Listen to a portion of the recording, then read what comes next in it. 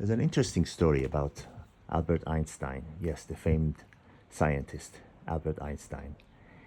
One night he goes to his servant, his helper, and tells him that, you can go home early tonight. Just tell me when you make boiled eggs for me, how many minutes do you keep it in boiling water? So the servant tells him, 3 minutes and 55 seconds, whatever, and he goes off, getting ready to retire, and he takes about half an hour to get ready and everything, and he notices the kitchen light is still on.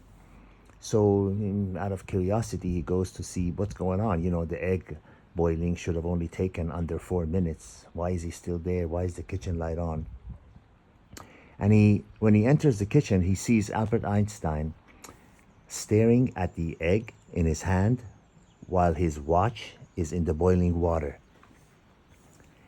And this, if you're familiar with scientists and people that have very, very high intellect, you'll see this happens a lot. Rudimentary things, normal things, they don't know how to do, and they do silly things. They don't even know how to tie their own, tie, and they have messed up hair and everything. However, when it comes to super complicated things that 99% of the public are not even close to understanding, they are well ahead. So they're thinking at a different level, and one person cannot, no human being cannot be jack of all trades. Not even Albert Einstein or Oppenheimer or Sir Isaac Newton or any of those geniuses. They're expert in some things, but not others. And you'll find in a normal life, in a regular life, in our lives, you and I and everything, we're naturally talented in some things. Some things come so easy for us. Oh, you want to replace engine head gasket? I can do it in 90 minutes. Others wouldn't know how to open the hood of a car. And you get the idea. Now, why am I mentioning all this to you? Is the same thing applies to understanding human behavior, understanding relationships, understanding general human behavior. Why are some salespeople so successful and others are struggling? Because the ones that are successful understand human behavior, understand what's important to the other person, and focus their energy and resources in that direction.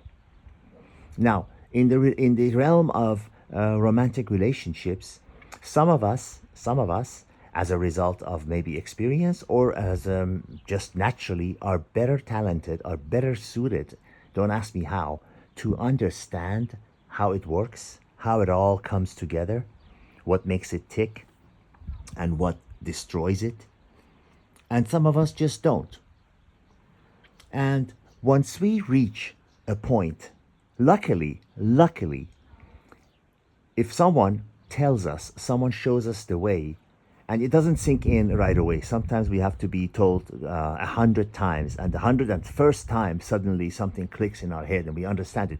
In the realm of romantic relationships, someone has to, show us the way if we don't know it naturally, and then it clicks. Then we realize that when someone comes to us and when someone leaves us, it's not because there's anything wrong with our situation. It's only because they saw in us what they need to get to where you want to go, and that element is no longer there. It's really as simple as that. But to us, to the portion of us who don't understand it, the average people who are not talented in that particular area of understanding, it can cause so much heartache, so much problems, so much downtime and depression, or sometimes even, God forbid, leading to suicides and murders. Who do they come after? In all regions of the world, when a person is dead, who do they look for first? Their lover, their romantic partner. Because in the heat of passion, in the heat of depression, in the heat of desperation, people do things that that gets them in trouble, that they regret later, but it's often too late. So the reason I mentioned Albert Einstein and other scientists is that they are talented in understanding their field, and you and I or somebody else that you know might not be yet talented, or the light hasn't gone on in their head to understand the nature of women, the nature of relationships, and why people leave, why people come to us, and all that. And once you do, the hurt goes away. Like I've said before, you'll have a shield around you that protects you from getting hurt. Because when someone comes to you, you know why they're there. And when someone leaves you, you know why they left. It's nothing to do with you. You should not, this is the important part, this is the kicker. You should not let it upset you or damage your self esteem or damage your self belief or prevent you from trying for other women, other business ventures, other realms of whatever it is that you're trying to get to. It's not about falling down, it's about getting back up again. We all get pushed down, and those of us who get back up more often are the ones who make it to the destination. All the best. Signing out from this beautiful southern France by the beach. You might be able to see the sea there if I focus there a little. Until I see you guys again, all the best.